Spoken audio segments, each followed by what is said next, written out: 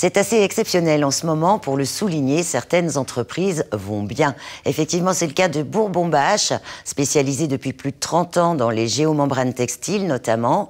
L'entreprise a su traverser la crise sanitaire et même développer certains de ses marchés historiques, notamment en s'adaptant à la demande auprès des particuliers et du secteur agricole. Je vous invite tout de suite à découvrir tout cela sur le terrain. Nous allons au port, à Saint-Denis et à Dodane. Bourbon-Bache, bonjour. Oui, bien sûr. Vous voulez une bâche pour quoi? Au secrétariat de Bourbon-Bache, même en temps de crise, le téléphone sonne à longueur de journée. Pour la cathédrale de Saint-Denis, d'accord. Après le confinement, on a constaté que le nombre d'appels a augmenté d'une façon extraordinaire. D'accord, ok, très bien, c'est noté pour moi, madame. On reçoit tout type de demandes donc, pour les rénovations de piscines, les réservoirs souples, les retenues collinaires et aussi les façades textiles. Les façades textiles servent à masquer en fait, les façades de bâtiments qui sont en rénovation. Donc on les met sur les échafaudages pour le temps du chantier ou sinon sur le bâtiment directement pour l'habiller au lieu de refaire un ravalement de façade. Récemment, on a fait les façades de bâtiments de la médiathèque Benoît de Boulard au port. Et actuellement, on a un chantier sur la cathédrale de Saint-Denis. Pendant ce temps, sur le terrain, une équipe est occupée au changement d'un liner de piscine chez un particulier. Là, on prépare le support, on met le jeu textile sur la paroi, et après on va mettre le jeu textile en bas. Après on fait les ouvertures dans les jeux textiles pour le skimmer, les refoulements, et après on positionne le liner. Et pour ces techniciens, là aussi, les chantiers s'enchaînent. Cette semaine, cette piscine est posée.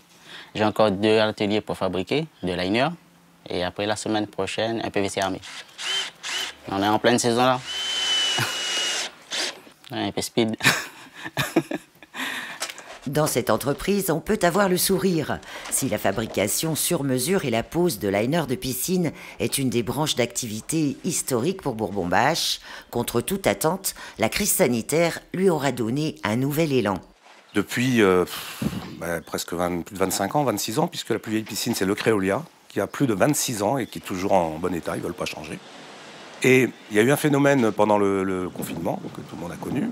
C'est comme j'ai fait des visières, ça m'a fait 400 à peu près nouveaux clients, des médecins, des dentistes, beaucoup de milieux médicaux, et qui repartaient avec des flyers sur les piscines, sur les liners, PVC armé et bâche à bulles. Ce sont des gens qui ne savaient pas que Bourbon-Bache faisait ça.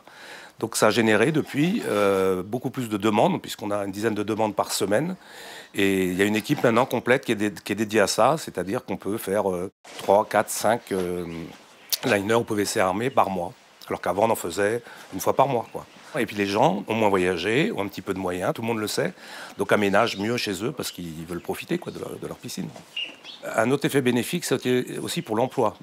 Parce qu'avec les aides, justement, j'ai créé 2 nouveaux emplois d'apprentis qui resteront peut-être dans l'entreprise.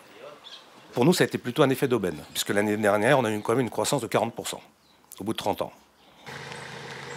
Autre marché boosté par le plan de relance de l'État et les fonds européens, celui des géomembranes textiles qui servent aux retenues collinaires pour l'agriculture, une des spécialités de Bourbon-Bache. Nous, on fait de l'étanchéité de retenue collinaire en géomembrane depuis les années 96-97, mais c'était souvent des créations de retenues, comme celle-là qui a déjà plus de 20 ans. Et il a presque fallu le Covid, justement, pour qu'on découvre que l'agriculture, c'est important, et que l'agriculture sans eau, ça ne marche pas.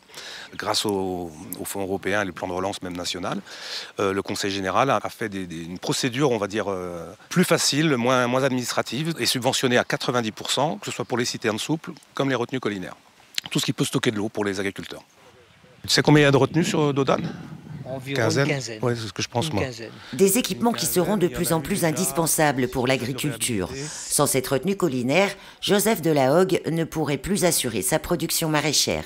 C'est une retenue de 2000 m3. Elle est remplie par la grande retenue collinaire de 35 000 m3 un peu plus loin. Et elle est remplie par système de pompage.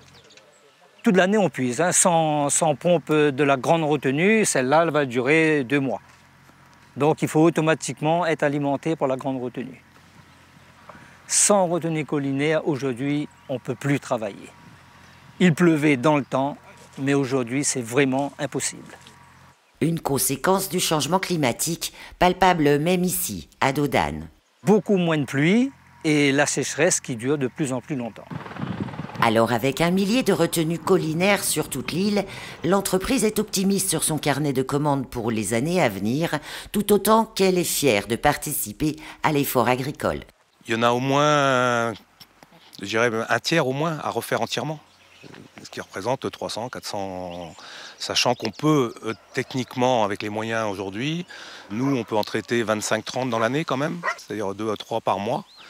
Et plus nos concurrents qui en font aussi quelques dizaines, on peut en faire que 50 par an, quoi, en gros. C'est-à-dire qu'à la limite, il y a 10 ans de boulot, à condition de reconduire ces plans de relance et aider les agriculteurs, parce que refaire une rénovation à entre 30 et 50 000 euros selon le volume, l'agriculteur ne peut pas le payer de sa poche.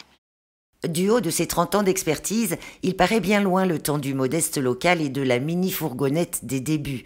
L'entreprise est toujours en plein développement et résiste même bien aux difficultés actuelles d'approvisionnement. Oui, tant qu'on a du stock. Parce qu'aujourd'hui, c'est devenu très compliqué. Les fournisseurs ont des délais de plusieurs mois, alors qu'avant, ils avaient toujours en stock. Comme on travaille à flux tendu, mais on avait du stock de l'année dernière, donc pour l'instant, le prix n'a pas forcément augmenté. Mais on sait déjà que nos matières premières ont augmenté de plus de 20%.